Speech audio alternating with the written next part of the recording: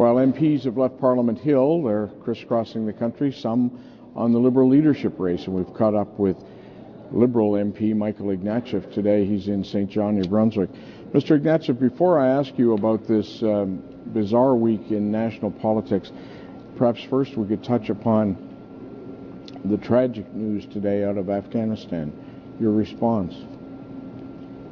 I think my thoughts are with the families, and I think at a moment of grief and sorrow, they need to hear that every single Canadian, whatever party, whatever region, stands with them, stands around them to protect them, to give them a sense of comfort and solidarity at a time when they need to know their country is with them and behind them and respects their service and their sacrifice.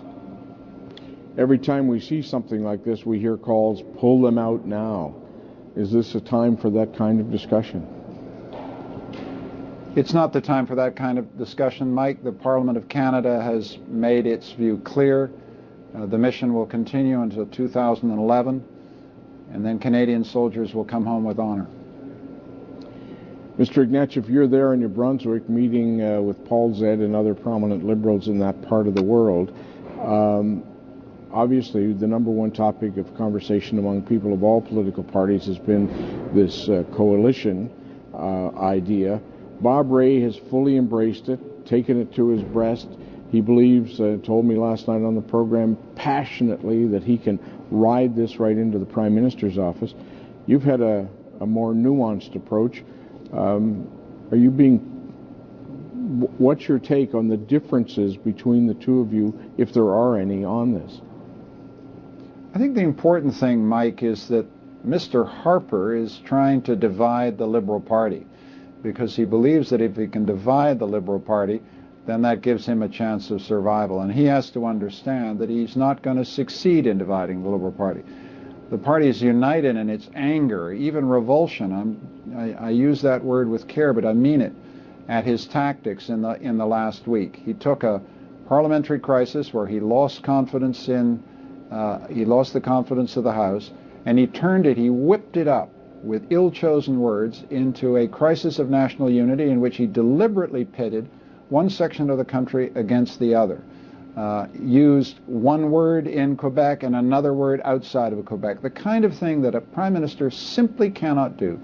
The job of a Prime Minister is to unite Canadians, not divide them, and he's failed that test. And he has to understand, he has to walk back down the hill.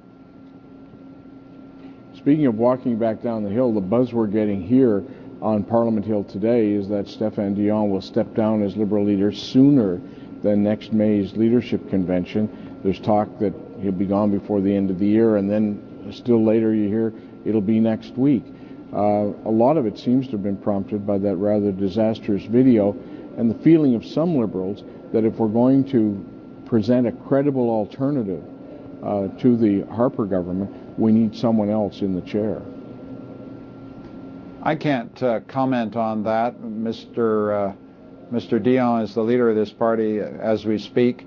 I've sworn my loyalty and allegiance to him, and I'm aware, as all Liberals are, that we've got ourselves into a parliamentary crisis caused by Mr. Harper, and at the same time we're running a leadership race, and that is causing, I think, anxiety. People want to know who's going to lead our party, and so there are discussions, there's no secret about this, to accelerate our processes.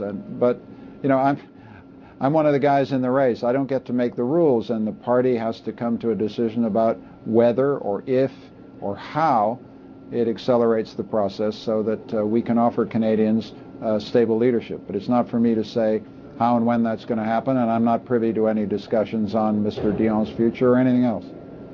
Well, I'll tell you one thing. Every Liberal I meet says the sooner we get Michael Ignatieff in there, the better able we would be to present a unified front to the Governor General, because it would remove the uncertainty of who's going to be Liberal leader, all this business of a temporary fill-in person and so on. So I understand you can't talk about it, but you at least agree with me that there is a lot of buzz about that very process. What can be done to provide a permanent face at the top of the Liberal Party, because that will probably be another important factor when the Governor General in late January, early February has to consider this question again.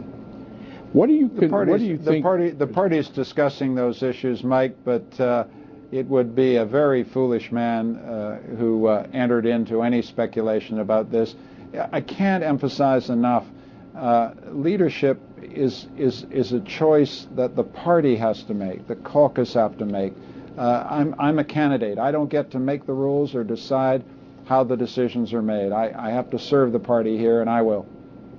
I find it fascinating that Mr. Ray, has been so enthusiastic about this coalition idea at a time when the public opinion polls show that many, many, many Canadians think that it's a bad idea, not just because of the involvement of the Bloc, but because it appears to be such a stretch from traditional Liberal roots.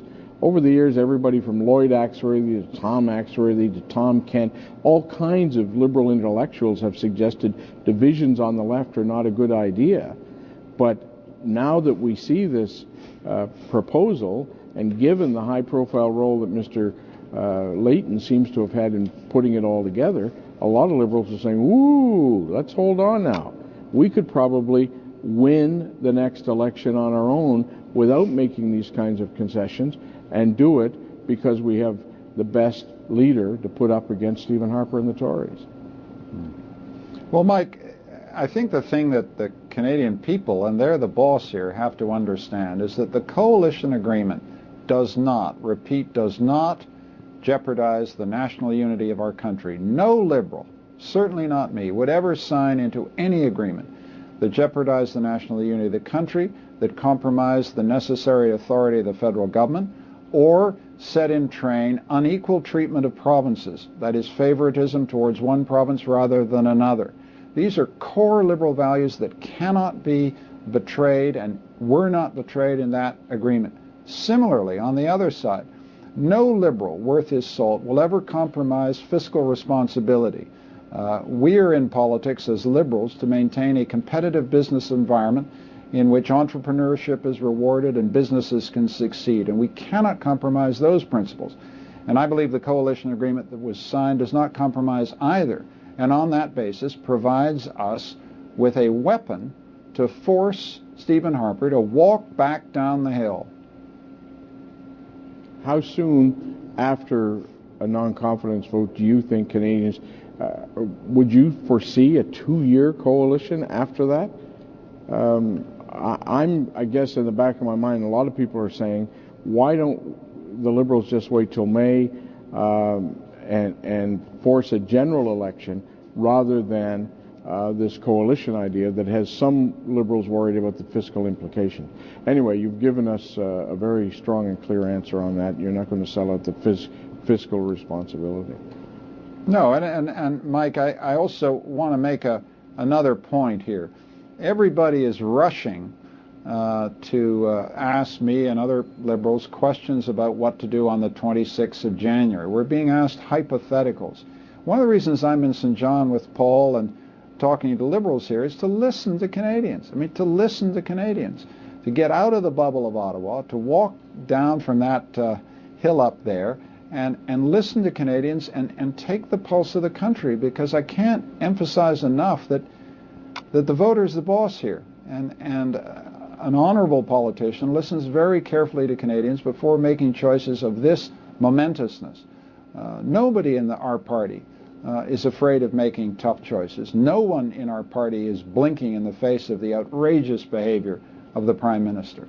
But the right thing to do for a responsible party is to spend this time out that the Prime Minister has given us to listen, to consult among ourselves, and above all, respect the Canadian voter. I think you would agree with me, Mike, that there's never been a time in recent Canadian political history in which Canadians have been so passionately engaged with what we're trying to do in Ottawa. And this is a wonderful thing, a positive thing. Well, if it's positive, we've got to listen to what we're being told. And we're being told different things, and we have to have the courage to take clear decisions. And I have no doubt our party will take clear, decisive action. Michael Ignatieff, thank you very much for your time tonight in beautiful St.